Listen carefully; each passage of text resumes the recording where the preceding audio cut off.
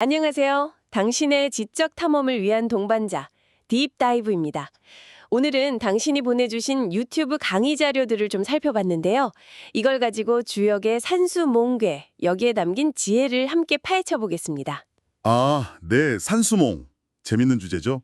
이 산수몽괴는 사실 그 어리다, 아직 깨우치지 못했다 이런 뜻의 몽 상태에서요. 어떻게 배우면서 밝음으로 나아가는지, 그리고 그 과정에서 스승이랑 제자는 또 어떤 역할을 하는지 이런 것에 대한 좀 깊은 통찰을 담고 있습니다. 네, 뭔가 그 어리고 아직 깨우치지 못한 상태? 그렇죠. 뭐랄까 비유하자면 산 아래에서 막 솟아난 생물 같은 거예요. 가명성은 있는데 아직 길이 좀 불분명한 그런 상태를 말하죠. 그렇군요. 그럼 오늘 저희의 탐구 목표는 이 강의들에서 다루는 산수몽괴의 핵심 메시지, 이걸 통해서 배움과 성장의 본질이 뭔지 좀 알아보고 또 당신의 현재 여정에 새로운 관점을 좀 더해드리는 것, 이렇게 잡아보면 되겠네요. 네, 좋습니다. 자, 그럼 주역이 들려지는 이 성장의 이야기 속으로 한번 들어가 볼까요? 먼저 이 몽이라는 상태요. 그 이미지가 좀 더 궁금해요. 자료에서 보니까 산 아래에서 물이 솟아나는 모습, 산하출천이라고 표현하던데 이게 정확히 어떤 의미일까요? 네. 그 이미지가 아주 중요해요. 산하출천. 갓 솟아난 샘물. 생각해보시면 맑고 순수하잖아요. 근데 스스로 큰 강으로 나아갈 방향이나 힘이 좀 부족하죠. 자칫하면 작은 웅덩이에 그냥 갇힐 수도 있고요. 이게 바로 몽의 한 모습이에요. 가능성은 있지만 아직 미숙한 상태. 그렇죠. 또 다른 상징으로는 그 한자 모양 그대로 보면요. 풀초변 아래에 덮을 멱자, 그리고 돼지 시자가 있거든요. 네네. 풀 속에 돼지가 이렇게 덮여 있는 모습. 그러니까 앞이 잘 안 보이고 어둡고 좀 답답한 상태를 의미하기도 하고요. 근데 핵심은 둘 다 뭐냐면 아직 가능성이 발현되지 않은 깨우침이 필요한 상태라는 겁니다. 듣고 보니 정말 우리가 새로운 무언가를 시작할 때 느끼는 감정이랑 딱 비슷하네요. 설레는 가능성도 분명 있는데 동시에 어디로 가야 할지 좀 막막하고 불안한 그런 느낌이요. 맞아요. 모든 배움의 출발점은 결국 이런 몸의 상태를 인정하는 것에서 시작되는 건가 봅니다. 네, 정확합니다. 그리고 중요한 건 이 몽의 상태가 마냥 부정적인 것만은 아니라는 거예요. 그래요? 네, 맑고 순수한 가능성을 안에 품고 있기 때문에 어떻게 잘 이끌어주느냐에 따라서 정말 무한히 발전할 수 있는 그런 잠재력의 상태이기도 한 거죠. 그렇군요. 그래서 발몽, 그러니까 목매함을 열어주고 또 개몽, 깨우쳐서 이끌어주는 것, 이게 중요해지는 겁니다. 아하, 발몽과 개몽. 그럼 이 몽의 상태에서 벗어나서 밝음으로 나아가는 것. 그러니까 배움의 궁극적인 목적은 뭘까요? 강의에서는 대학의 아주 유명한 구절이죠. 대학 지도 제명명덕. 이걸 이야기하던데요. 네, 그 구절이 정말 핵심을 딱 짚어주죠. 사람은 본래 하늘로부터 밝은 덕성, 그러니까 명덕을 부여받았다고 봐요. 그런데 이제 살아가면서 욕심이라던가 여러 세상사에 부딪히면서 그 밝음이 자꾸 가려지고 어두워진다는 거죠. 네네. 그래서 배움이란 건 바로 이렇게 좀 어두워진 자신의 본래 밝은 마음, 그 덕을 다시 밝혀서 명명덕, 회복하는 과정이다. 이렇게 보는 겁니다. 마치 어두운 밤길을 밝히는 횃불처럼요. 배우는 것. 그런 의미군요. 강의에서도 인문이라는 말뜻 자체도 사람인의 문이 문, 그러니까 밝게 살아가는 방법을 탐구하는 학문이다. 이렇게 강조하더라고요. 맞습니다. 네. 나 자신을 제대로 이해하고 내가 가야 할 길을 밝히는 것, 그리고 또 사회 속에서 세상을 올바로 보는 안목을 기르는 것. 이 두 가지가 배움의 아주 중요한 목표라고 할 수 있습니다. 결국 지식을 통해서 자신을 완성하고 나아가서는 세상을 좀 이롭게 하는 그런 가치 있는 삶을 지향하는 거죠. 배움과 성장에 대해서 아주 인상적인 비유가 하나 있었어요. 나무는 뿌리에서 시작해서 위로 올라가면서 천 갈래, 만 갈래 가지를 뻗잖아요. 네, 그렇죠. 근데 물은 반대로 여러 갈래의 작은 물줄기들이 합쳐지고 또 합쳐져서 결국엔 하나의 큰 바다로 흘러간다. 이런 비유였는데요. 이게 인간의 성장하고는 어떤 관련이 있을까요? 그거 정말 적절한 비유죠. 물이 혼자서는 저 멀리 바다까지 가기 어렵잖아요. 네. 그것처럼 사람의 성장도 혼자 힘만으로는 완성되기가 어렵다는 의미를 담고 있는 거예요. 부모님, 스승, 친구, 동료 이런 다른 사람들과의 관계 속에서 서로 영향을 주고받고 배우고 또 협력해야만 온전한 성장을 이룰 수 있다. 이런 거죠. 그래서 강의에서는 다른 물줄기와 합쳐지려면, 즉 다른 사람과 소통하고 배우려면 뭐가 필요하다? 바로 겸손함이 필수적이다. 이렇게 지적을 합니다. 겸손함. 네, 자신을 낮춰야 다른 사람의 이야기도 들리고 함께 흘러갈 수 있으니까요. 혼자서는 바다에 갈 수 없다. 정말 곱씹어 볼 만한 이야기네요. 자, 그렇다면 이 배움의 여정에서 스승과 제자의 관계는 어떻게 설정되어야 할까요? 강의에서 비하구 동몽, 동몽구와 이 구절이 굉장히 강조되던데요. 네, 맞아요. 스승이 제자를 찾는 게 아니라 제자가 스승을 찾아야 한다니 이게 요즘 생각과는 조금 다른 것 같기도 하고요. 네, 이게 주역에서 말하는 상당히 중요한 원칙입니다. 뭐냐면 배움의 주도권이 전적으로 배우려는 사람, 즉 동몽에게 있다는 것을 아주 분명히 하는 거죠. 배우는 사람에게요. 네, 스승이 아무리 훌륭해도 배우려는 제자의 그 간절함과 적극적인 구도 자세, 그리고 진실된 마음, 즉 정성이 없으면 참된 가르침이 제대로 전달될 수가 없다는 겁니다. 옛날 이야기 들어보면 목마른 사람이 스스로 우물을 파야 하는 것처럼요. 옛 선비들이 스승님 찾아뵙겠다고 천리길도 마다하지 않았던 게 바로 이런 배움에 대한 진정성 때문이었던 거죠. 와, 배우려는 사람의 자세가 그만큼 중요하다는 거군요. 그럼 스승의 역할은 뭔가요? 제자가 이렇게 간절하게 찾아왔을 때 어떻게 이끌어 주어야 할까요? 강의에서는 초반에는 좀 엄격할 필요가 있다, 이런 얘기도 있던데요. 맞습니다. 스승은 제자라는 그 옹달샘이 중간에 막히지 않고 저 큰 바다까지 잘 흘러가도록 길을 터주고 이끌어주는 역할을 해야 하죠.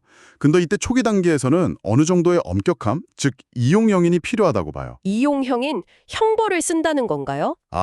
여기서 형인은 단순히 뭐 벌을 준다 이런 의미라기보다는요. 명확한 규칙과 질서, 때로는 좀 엄한 가르침을 통해서 처음에는 다소 강제적으로라도 바른 길로 들어서게 하는 걸 의미합니다. 약간 습관을 들이는 거죠. 아하. 근데 중요한 건 뭐냐면 일단 제자가 스스로 길을 찾아서 가기 시작하면 용탈질곡, 즉 족쇄와 수갑을 풀어주듯이 자유롭게 놓아줘야 한다는 점입니다. 풀어줘야 한다. 네, 계속 억압하면 오히려 성장을 저해하고 결국 인색함으로 흐를 수 있기 때문이죠. 와, 그 타이밍을 아는 게 중요하겠네요. 적절한 시기에 엄격함과 자유를 조절하는 지혜. 반면에 좋은 스승을 만나거나 혹은 스스로 좋은 자질을 갖추는 것이 길하다, 이런 이야기도 있었죠.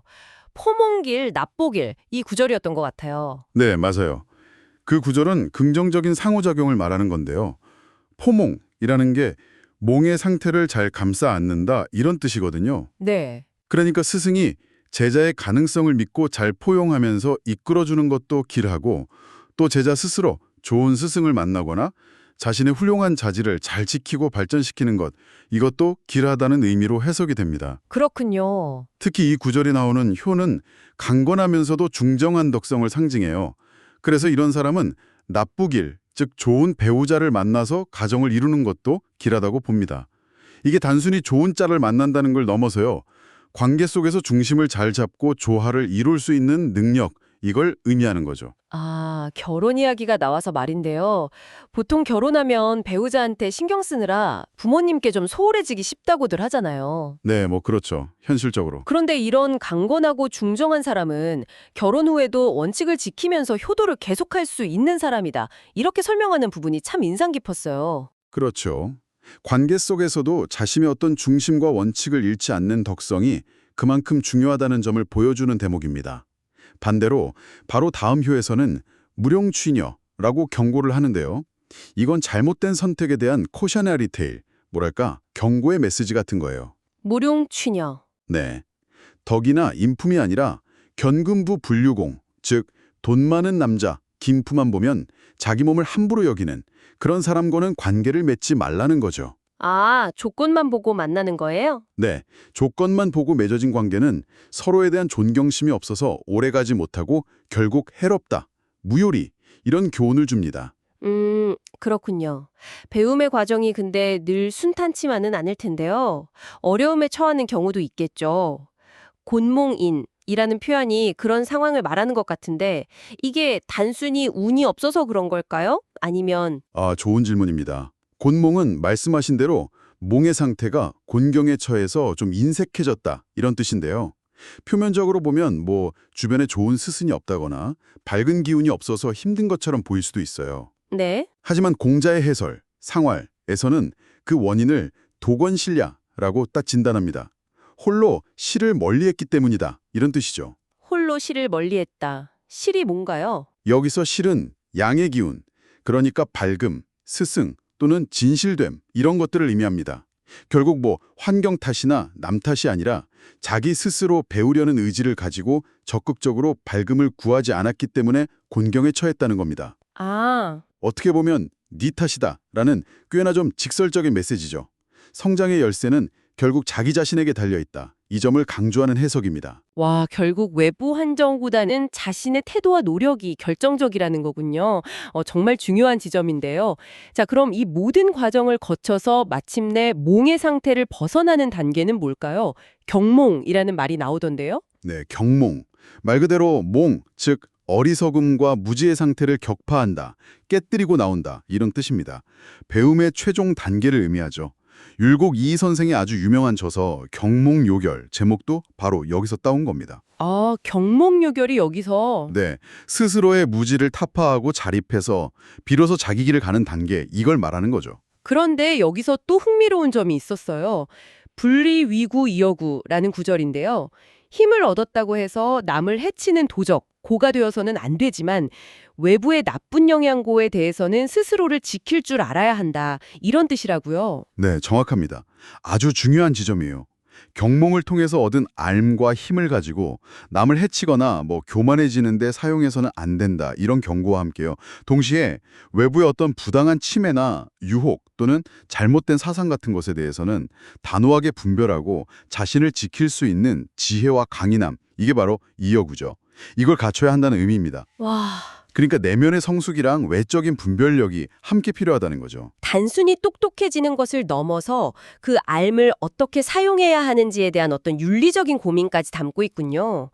그렇다면 이 몽에서 시작된 배움의 여정이 궁극적으로 지향하는 목표는 무엇일까요? 성인군자. 네, 비슷합니다. 강의에서는 성인이 되는 것을 궁극적인 목표로 제시합니다. 맹자의 말을 빌려서 요임금은 어떤 사람이고 순임금은 어떤 사람이냐, 나도 노력하면 요순 같은 성인이 될 수 있다. 이렇게 말하면서요. 누구나 노력하면 최고의 경지에 이를 수 있다는 가능성을 열어두는 거죠. 누구나 성인이 될 수 있다. 네. 그리고 중요한 것은 단순히 개인적인 완성을 넘어서 세상을 이롭게 하고 다른 사람들을 위할 줄 아는 사람이 되는 것. 이것이 가장 가치 있는 삶이라는 점입니다. 배움의 여정이 개인의 성장을 넘어서 어떤 사회적인 기여로 확장되는 것이죠. 아, 그렇군요. 이 모든 배움과 성장의 과정에 꾸준히 등장하는 핵심 가치가 하나 있었어요. 바로 정인데요. 이정, 그러니까 곧고 발음이 이롭다. 이런 형태로 계속 나오더라고요. 이게 그냥 참고 견디라는 뜻은 아니라고 했죠? 아, 네, 절대 아닙니다. 정은 주역에서 정말 매우 중요한 개념인데요. 이게 단순히 수동적으로 인내하는 게 아니에요. 오히려 적극적으로 올바름, 성실함, 원칙 이런 것들을 지키는 것을 의미합니다. 적극적으로요? 네, 마음을 고요히 해서 정신을 맑게 하고 이걸 통해서 바르게 판단하고 행동하는 것, 이걸 다 포함하는 거죠. 강의에서는 겨울에 비유하기도 하더라고요. 겨울이요? 네, 겨울은 만물이 다 움츠러들어서 겉으로는 고요해 보이지만 실제로는 다음 봄의 생명력을 위해서 내면 깊숙이 원기를 비축하고 근본을 다지는 아주 중요한 시간이라는 겁니다. 아, 겉으로는 조용해 보여도 내면에서는 하늘의 이치와 통하고 진리를 깨달으면서 올바름을 향해 나아가는 그런 역동적인 과정이라는 거군요. 네, 바로 그거죠. 그래서 강의에서는 이 정이라는 한 글자 속에 천고의 비밀을 푸는 열쇠가 담겨 있다. 이렇게까지 표현하면서 그 깊은 의미를 강조합니다. 천고의 비밀을 푸는 열쇠? 네, 점을 칠 때 그 정성스러운 마음이라든지 목표를 향한 꾸준함, 원칙을 지키는 올곧음, 이런 다양한 의미를 다 대포하고 있어요. 결국 모든 배움과 실천을 가능하게 하는 근본적인 힘이자 토대라는 것입니다. 어떤 형통함을 이루기 위해서라도 반드시 이 정이 바탕이 되어야 한다 이렇게 보는 거죠. 네, 오늘 당신이 공유해 주신 자료들을 통해서 주역 산수몽괴가 들려주는 배움의 여정을 쭉 한번 함께 걸어봤습니다. 어둡고 좀 미숙한 몽의 상태에서 시작해서 배우려는 간절함으로 스승을 구하고 동몽구하였죠. 네, 동몽구화. 그리고 때로는 엄격한 가르침 속에서 성장하고 이용형인, 또 공경 속에서도 남 탓이 아니라 자신의 노력을 돌아보고 도권시랴. 마침내 무지를 깨트려서 경몽하고 밝음으로 나아가는 과정. 와, 그리고 그 모든 길의 바탕에는 꾸준한 올바름 정이 자리하고 있었네요. 네, 맞습니다. 오늘 나눈 이야기의 핵심은 아마도 이것 같아요. 배움과 성장에 있어서 외부의 조건이나 가르침만큼이나, 아니 어쩌면 그보다 더 중요한 것이 배우는 사람, 자기 자신의 진실한 마음과 적극적인 탐구 자세라는 점. 네. 아까 곤몽의 원인을 외부가 아닌 내 탓, 즉 스스로 밝음을 구하지 않았기 때문이라고 본 그 관점처럼요. 결국 변화와 성장의 열쇠는 자기 자신에게 달려있다. 이런 강력한 메시지를 우리가 얻을 수 있었던 것 같습니다. 자, 이제 이 탐험의 마지막 질문을 당신에게 던져봅니다. 오늘 이야기 나눈 것처럼 배움과 성장의 과정에서 환경이나 타인의 영향보다는 결국 나의 적극적인 구함과 성실함이 중요하다. 이 관점이 당신의 삶에는 어떻게 좀 다가오시나요? 지금 당신이 마주하고 있는 어떤 도전이나 배움의 영역에서 그 몽의 상태를 깨트리기 위해, 즉 경몽하기 위해 스스로 어떤 노력을 더 기울여 볼 수 있을지 한번 생각해 보시면 어떨까요?